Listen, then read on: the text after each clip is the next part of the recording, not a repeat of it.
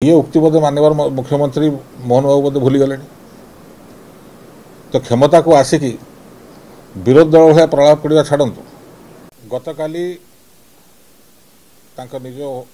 जिला केउंझर जिला गस्त कला बेले ओडिशार नवनिर्वाचित बन्ना भारतीय जनता पार्टी सरकार मुख्यमंत्री श्रीयुक्त मोहन माझी महोदय जो उक्ति रखिंट गणमाध्यम बा सभारे उद्बोधन देला बेले जो कथा सब कथा कहते अत्यंत दुर्भाग्यपूर्ण एवं जो खास कर जो टिप्पणी देइछंती कि खनि दुर्नीति होता क्या छड़ा जीव नहीं एवं से विरोध दल थिला बेले सरकारी दल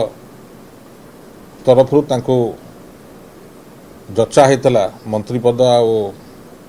अन्यान्य प्रलोभन देखाइला बोले जो कथा से कहते अत्यंत दुर्भाग्यपूर्ण माननीय मुख्यमंत्री जानिबा दरकार कि से विरोध दल नहांती ओडिशा राज्यर माननीय मुख्यमंत्री से एवं से उक्ति देवा पूर्व से चिंता करिया उचित कि किछि नहले भी तांका पद मर्यादा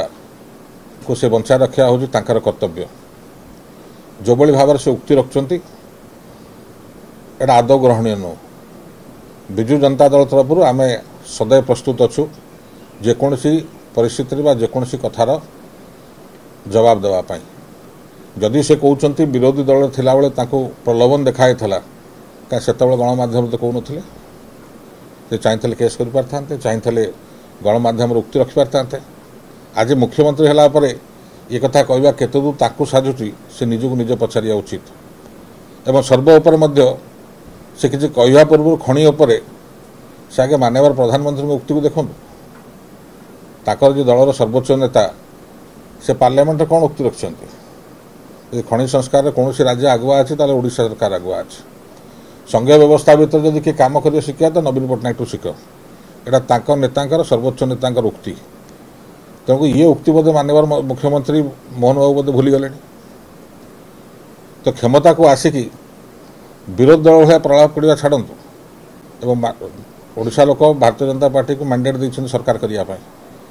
एवं दल तांको मनोनीत कर मुख्यमंत्री हिसाब से किसी ना पदमर्यादा रक्षा करवाटा उचित तांकर एभली कथा कहले एभली उक्ति जदि गणमाध्यम जड़े साधारण सभा जदि जड़े मुख्यमंत्री रखिबो से तांको शोभनीय नुहे।